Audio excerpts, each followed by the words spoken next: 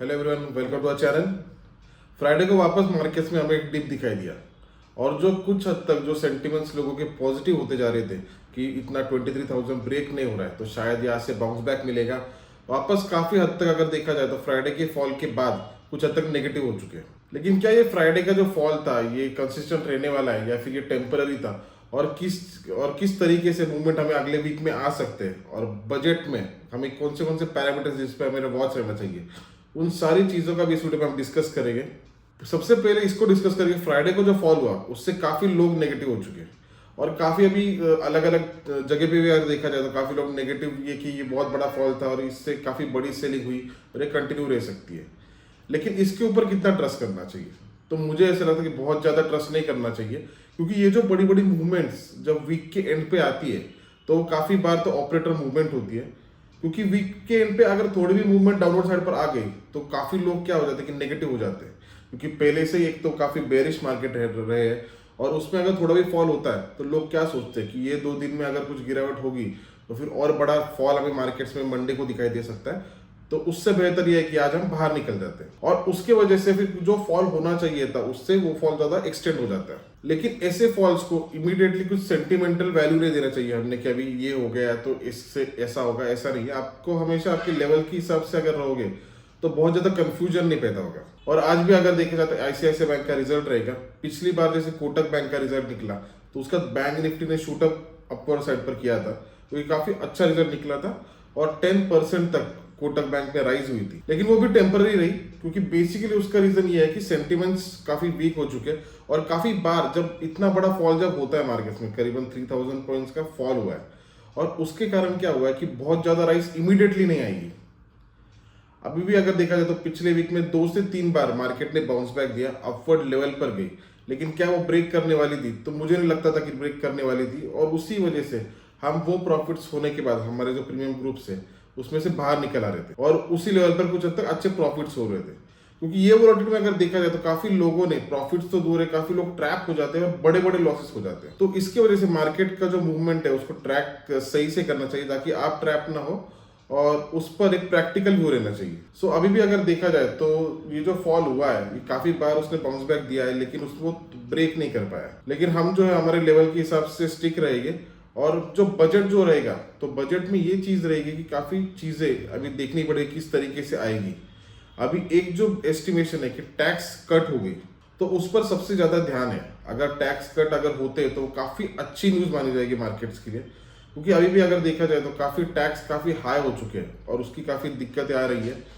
पिछले बजट में भी अगर देखा जाए तो जो एफआईएस थे वो एफआईएस पॉजिटिव थे कि ये जो गवर्नमेंट है ये टैक्स कट करेगी और उसकी वजह से इन्वेस्टमेंट बढ़ेगी। लेकिन वो अभी अगर देखा जाए तो कुछ हद तक उस तरीके से नहीं हो पा रहा है और टैक्स काफी बढ़ने के कारण एफआईएस भी अभी देखा जाए तो कंटिन्यूसली सेल आउट कर रहे हैं। एक दिन ऐसा हो रहा है कि वो बाइंग में आ रहे हैं, कंटिन्यूसली सेल आउट कर रहे हैं। तो इस सेंटिमेंट्स को अगर चेंज करना है तो उनको टैक्स में कुछ हद तक चेंजेस करने पड़ेंगे और अगर वैसी चीजें अगर नहीं होती है तो फिर वो काफी बुरी भी न्यूज वो मानी जा सकती है। तो ये दोनों चीजें, ये दोनों पैरामीटर्स पर हमारा ध्यान देना चाहिए। और अभी हम ये देखेंगे ये प्री बजट के पहले जो आने वाला वीक रहेगा उसमें कौन से लेवल्स रहेंगे जो हमारे पास इंपॉर्टेंट रहेगी और जिस पर हमारा ध्यान रहना चाहिए।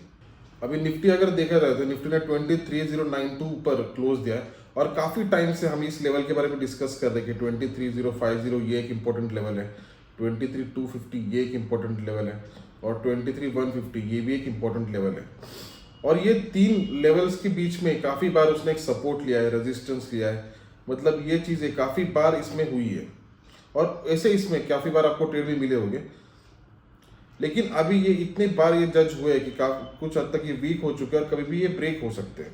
अभी अगर देखा जाए तो निफ्टी ने 23092 पर क्लोज दिया है। अगर निफ्टी बुलिश अगर होती है मतलब ये है कि वो 23150 के ऊपर अगर सस्टेन होती है, मतलब इस लेवल के ऊपर अगर सस्टेन होती है तो फिर निफ्टी के लिए जो नेक्स्ट लेवल है वो ये है कि मैं 23150 का स्टॉप लॉस रखूंगा, 23150 स्टॉप लॉस रहेगा।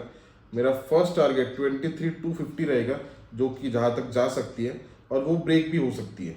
और 23250 के बाद जो इंपॉर्टेंट लेवल रहेगी मुझे ऐसा लगता है कि 23400 ये भी एक काफ़ी इंपॉर्टेंट लेवल है और 23250 ब्रेक होने के बाद 23400 भी हमें दिखाई दे सकता है। निफ्टी बुलिश या फिर एक स्ट्रांग बुल रन हमें आगे दिखाई दे सकता है, फिर कुछ टाइम तक बुलिश रह सकती है। वो तभी हमें पता चलेगा कि अगर अगर निफ्टी 23,550 ये लेवल अगर ब्रेक होती है तो ये मानूंगा कि आने वाले दिनों के लिए कुछ हद तक निफ्टी पॉजिटिव रह सकती है। क्योंकि यहाँ पर भी अगर देखा जाए तो काफी बार उसने रेजिस्ट सपोर्ट लिया 23,550 से, और इसीलिए 23,550 ब्रेक करना कुछ हद तक मुश्किल रहेगा। लेकिन अगर 23,550 अगर ब्रेक होता है तो मुझे ऐसा लगता है कि आने वाले दिनों में 24,000 भी हमें दिखाई दे सकता है। तो डाउनवर्ड साइड पर अगर देखा जाए तो डाउनवर्ड साइड पर मूवमेंट हमें तभी दिखाई देगी अगर 23,000 ये अगर ब्रेक अगर होता है तो 23,000 ब्रेक करने के बाद मेरा जो स्टॉप लॉस रहेगा 23,050 ये मेरा स्टॉप लॉस बन जाएगा। मतलब 50 पॉइंट्स का मेरा स्टॉप लॉस रहेगा, और उसमें मुझे ऐसा लगता है कि 22,850 ये टच हो सकता है, मतलब ये टारगेट हो जाएगा।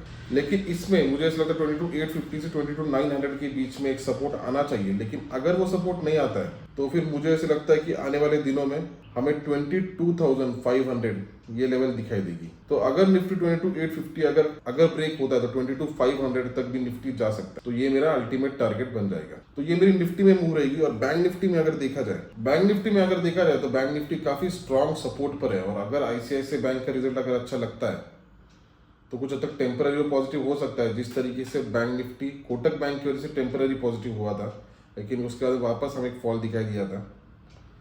लेकिन बैंक निफ्टी के जो इंपॉर्टेंट जो सपोर्ट लेवल्स है वो 47,880 या 47,900 ये एक स्ट्रॉन्ग सपोर्ट लेवल है। तो इस लेवल पर भी हमारा ध्यान रहेगा कि बैंक निफ्टी अगर पॉजिटिव अगर ओपन होती है, मतलब अगर बैंक निफ्टी अगर पॉजिटिव अगर ओपन होती है और इस लेवल के ऊपर 48,750 इस लेवल के अगर ऊपर रहती है तो मेरा टारगेट जो रहेगा मुझे ऐसा लगता है कि वो पॉजिटिव रह सकता है। और 48,700 ये मेरा स्टॉप लॉस बन जाएगा। 750 या 800 अगर बैंक निफ्टी जाती है तो 48,700 मेरा स्टॉप लॉस बन जाएगा। और मेरा जो टारगेट रहेगा वो डायरेक्टली करीबन 900 टू 800 पॉइंट्स का टारगेट रहेगा, जो कि डायरेक्टली रहेगा 49,600। ये मेरा टारगेट बन जाएगा। ये मुझे ऐसा लगता है 48,800 के ऊपर अगर बैंक निफ्टी निकलती है तो ये टारगेट भी अचीव हो सकता है, जो कि मैं बड़े टारगेट के लिए सोचूंगा। क्योंकि मूव्स भी अगर देखे जाए तो बैंक निफ्टी में आजकल 900 और 800 पॉइंट्स की मूव काफी इजीली हमें दिखाई देती है। और डाउनवर्ड साइड पर अगर देखा जाए तो डाउनवर्ड साइड पर बैंक निफ्टी के लिए काफी स्ट्रॉन्ग लेवल्स है, काफी स्ट्रॉन्ग सपोर्ट्स है, जो कि 47,900 ये एक स्ट्रॉन्ग सपोर्ट है ये। लेकिन ये लेवल अगर ब्रेक होती है, जो कि 47,800 की लेवल अगर ब्रेक अगर होती है तो मुझे ऐसे लगता है कि मैं उसमें एक शॉर्ट ट्रेड लूंगा। मेरा 47,800 या फिर 47,900 मेरा स्टॉप लॉस बन जाएगा।